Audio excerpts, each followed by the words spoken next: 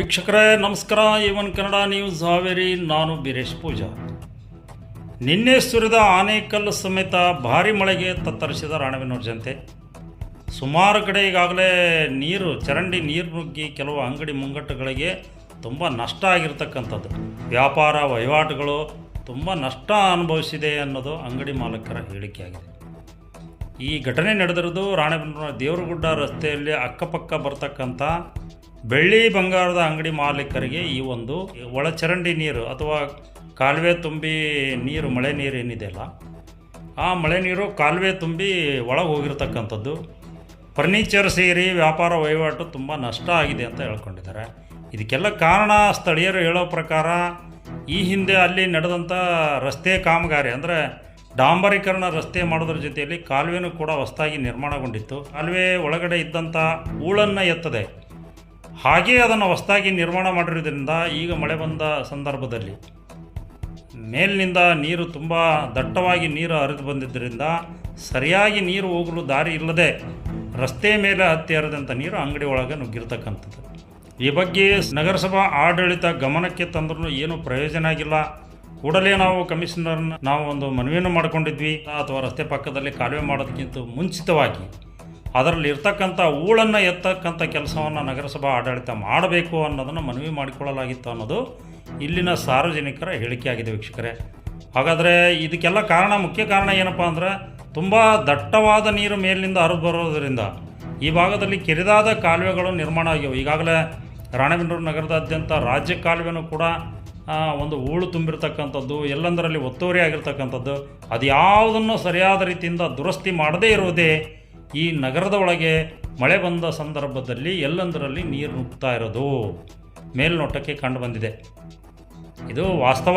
ಈಗಾಗಲೇ ಅಲ್ಲಲ್ಲಿ ಕಾಮಗಾರಿನೂ ಪ್ರಾರಂಭವಾಗಿದ್ದು ಕೆಲವು ಕಾಲುವೆಗಳು ಸ್ಥಗಿತಗೊಂಡಿದೆ.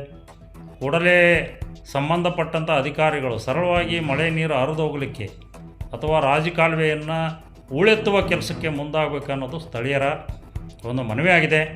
ಮೊನ್ನೆ ನಗರಸಭಾ ಪೌರಾಯುಕ್ತರು ಫಕೀರಪ್ಪ ಇಂಗಳಗಿ ಸಾಹೇಬ್ರೆ, ನಿಮ್ಮ ಬಗ್ಗೆ ರಾಣೆಬೆನ್ನೂರಿನಲ್ಲಿ ಜನತೆ ತುಂಬ ಒಂದು ನಿರೀಕ್ಷೆಯನ್ನು ಇಟ್ಕೊಂಡಿದ್ದಾರೆ. ನೀವು ರಾಣೆಬೆನ್ನೂರಿಗೆ ಏನೋ ಒಂದು ಉತ್ತಮವಾದ ಕೊಡುಗೆಯನ್ನು ಕೊಡಬೇಕು, ನನ್ನದಾದೇ ಒಂದು ಕಾರ್ಯವನ್ನು, ನನ್ನದಾದ ಒಂದು ಛಾಪನ್ನು ಮೂಡಿಸ್ಬೇಕಂತ ಬಂದವರು.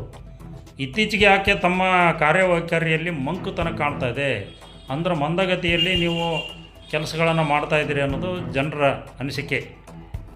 ನಾವು ಕೂಡ ಹೊಸದಾಗಿ ಬಂದಾಗ ಒಳ್ಳೆಯ ಕಮಿಷನರ್ ಒಬ್ಬರು ರಾಣೆಬೆನ್ನೂರಿಗೆ ಬಂದಿದ್ದಾರೆ ನಗರಸಭಾ ಆಡಳಿತಕ್ಕೆ. ಹೀಗಾಗಿ ಮುಂದಿನ ದಿನಮಾನಗಳಲ್ಲಿ ಒಂದು ಸುಂದರ ನಗರ ಆಗಿ ಅಭಿವೃದ್ಧಿ ಆಗ್ಬೋದು ಅನ್ನೋ ಒಂದು ನಿರೀಕ್ಷೆಯಲ್ಲಿ ಇದ್ವಿ. ನೋಡೋಣ ಮುಂದೆ ಏನೆಲ್ಲ ಕ್ರಮ ಕೈಗೊಳ್ತೀರಿ ಅಥವಾ ಈ ಒಂದು ಕಾಲುವೆ ದುರಸ್ತಿ ಮಾಡಿ ಸರಳವಾಗಿ ನೀರು ಹರಿದು ಹೋಗೋಂಥ ವ್ಯವಸ್ಥೆ ಮಾಡ್ತೀರಿ ಅಂತ ಕಾದು ನೋಡೋಣ. ಆದರೆ ಸ್ಥಳೀಯರು ಏನು ಹೇಳಿದರೆ, ನಾನು ಸಂಜೀವ್ ಪೇಡೇಕರ್ ಅಂತೇಳಿ ಆಶೀರ್ವಾದ್ ಜ್ಯುವೆಲರ್ಸ್ ಮಾಲೀಕ.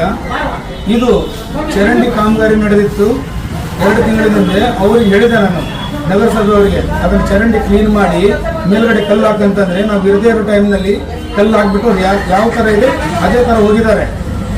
ನಗರಸಭೆಯವ್ರ ನಿರ್ಲಕ್ಷ್ಯದಿಂದ ಇವತ್ತು ಒಳಗಡೆ ನೀರು ನುಗ್ಗಿದೆ. ಹಾಗೆ ಈ ಒಂದು 15 ದಿನದ ಹಿಂದ್ಗಡೆ ರೋಡ್ ಚೆನ್ನಾಗಿರೋ ರೋಡಲ್ಲಿ 3 ಟೈಮ್ ಡಂಬರ್ ಹಾಕಿ ಮತ್ತೆ ಹೈಟ್ ಮಾಡಿ ವ್ಯಾಪಾರ ವಹಿವಾಟುಗಳನ್ನೆಲ್ಲ ಸ್ಥಗಿತಗೊಳಿಸಿ ಇವತ್ತು ನೋಡ್ರಿ, ಇವತ್ತು ಬಸವ ಜಯಂತಿ, ವ್ಯಾಪಾರ ಎಷ್ಟು ಚೆನ್ನಾಗಿತ್ತು. ಮಳೆ ಬಂದಿರೋ ಸಲುವಾಗಿ ಕಸ್ಟಮರು ಮತ್ತು ಬಂದು ವ್ಯಾಪಾರ ಮಾಡೋರಿಗೆ ಎಲ್ಲರಿಗೂ ತೊಂದರೆ ಆಗಿದೆ. ಇದಕ್ಕೆ ನಗರಸಭೆಯವರು ನಾಳೆ ಬಂದು ಏನು ಒಂದು ಅನುಕೂಲ ಮಾಡಿ ಸರಿ ಮಾಡಿಕೊಟ್ಟು ಹೋಗ್ಬೇಕಂತೇಳಿ ನಿಮ್ಮ ಹತ್ರ ಕೇಳ್ಕೊತಾ ಇದ್ದೇನೆ. ಸುರಿದ ಭಾರಿ ಮಳೆಯಿಂದ ಗೌರಿಶಂಕರ್ ನಗರ ಅಕ್ಮಾದಿ ಪಾರ್ಕ್ ಹತ್ರ ಒಂದು ಮರ ಬಿದ್ದು ಒಂದು ಕಾರ್ ಜಖಂಗೊಂಡಿದೆ. ನಿನ್ನೆ ರಾತ್ರಿಯಿಂದನೂ ನಗರಸಭೆಗೆ ನಾವು ಸುದ್ದಿ ಮುಟ್ಟಿಸ್ತಾ ಇದ್ದೀವಿ.